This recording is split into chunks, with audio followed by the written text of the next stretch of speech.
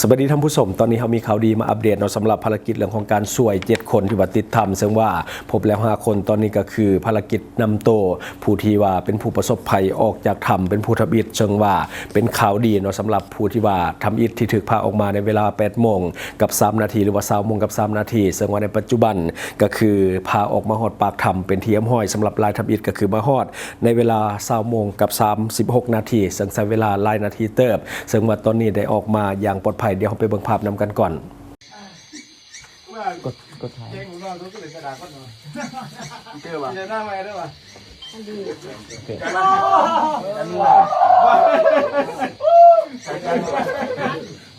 ใจเย็นเสียหัวแล้วเนี่ยการลงมาเป็นอย่างนั้นการผู้ดีสั่งเชียร์โอ้ยสวัสดีค่ะเก่งจังเลยตบมือเก่งเวอร์เขาหน่อยค่อยมาไอ้มาไงบ้างค่อยหายใจช้าๆนี่ช้าๆไม่ต้องรีบถึงแล้วมาเอามือมาจับมือผมอยู่เก็บแล้วค่อยมาเก่งจับตรงข้อมือเก่งมือเขาเปื่อย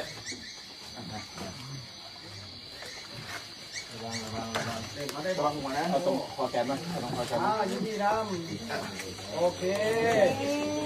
ไปรับต่อเลยเดี๋ยวบอกที่นี่รับต่อเลยเดี๋ยวโอ้ยงานไม่สบายเลยอยากกระชากเบาๆหมดยังอย่าจับก้นลืมบอก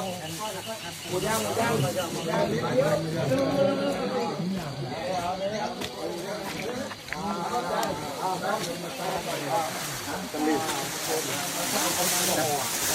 เย็นเครื่อง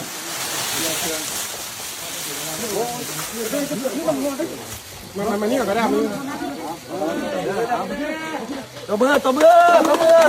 และที่ผ่านไปก็คือภาพความนานยินดีและก็ประทับใจของหลายๆคนซึ่งว่าหลายคนก็แสดงความดีใจหลายคนก็อดที่จะกั้นน้ำตาไว้บ่ได้เนาะสำหรับลายทำอิฐที่ว่าถูกนำออกมาจากถ้ำซึ่งเปรียบเสมือนกันได้ชีวิตใหม่เนาะเพราะว่าตอนนี้หลายคนก็ยังจะจดใจจ่อกับอีกลายต่อไปเนาะซึ่งว่านี่ก็ใช้เวลานานสมควรเพราะว่าตอนพาออกจากถ้ำก็คือตอน20โมงกับ3นาทีแต่ว่าตอนนี้ที่ว่าออกมาปากถ้ำก็คือ20โมงกับ36นาทีเนาะซึ่งว่าออกมาก็ใช้เวลานานสมควรแต่ว่าด้วยความเป็นมืออาชีพของทีมกู้ภัยก็เลยเห็นให้การลำเลียงออกมาค่อนข้างที่จะว่องไวเนาะเพราะว่าตอนนี้สภาพอากาศก็ค่อนข้างแปรปรวนเนาะก็อาจจะมีฝนตกลงมาฉะนั้นต้องได้เฝ้าในการที่จะนำออกมาซึ่งว่าออกมาแล้วสภาพร่างกายก็ค่อนข้างสมบูรณ์ดีในระดับหนึ่งก็ถือว่าอยู่ในเกณฑ์ที่ปลอดภัยเนาะวินาทีที่ว่าขึ้นมาจากปากถ้ำก็คือหลายคนโล่งใจหลายคนก็แสดงความยินดีหลายคนก็อดที่จะกั้นน้ำตาไว้บ่อยู่กับความ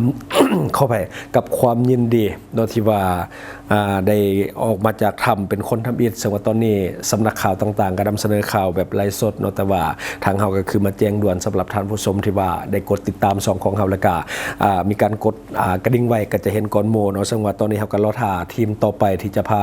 คนต่อไปออกมาเนาะถ้าว่ามีความคืบหน้าทางรายการของเฮาจะมารายงานเพิ่มเติมเนาะแต่ว่าตอนนี้ก็เป็นคนทำอิฐที่ว่าออกมาก่อนซึ่งว่านี่ก็เป็นความสำเร็จอีกขั้นหนึ่งเนาะน่าจะมีขั้นต่อไปเนาะซึ่งว่าตอนนี้ทางทีมกู้ภัยทีมต่อไปกำลังลำเลียงออกมาถ้าว่าฮอดเวลาใดเฮาจะรายงานให้ท่านผู้ชมได้อัปเดตน้ำกันแบบทันเวลาเนาะเดี๋ยวเราถ่ายอีกทีมหนึ่งเนาะถ้าว่ามีออกมาเขาจะรายงานเพิ่มเติมขอขอบใจสำหรับการติดตาม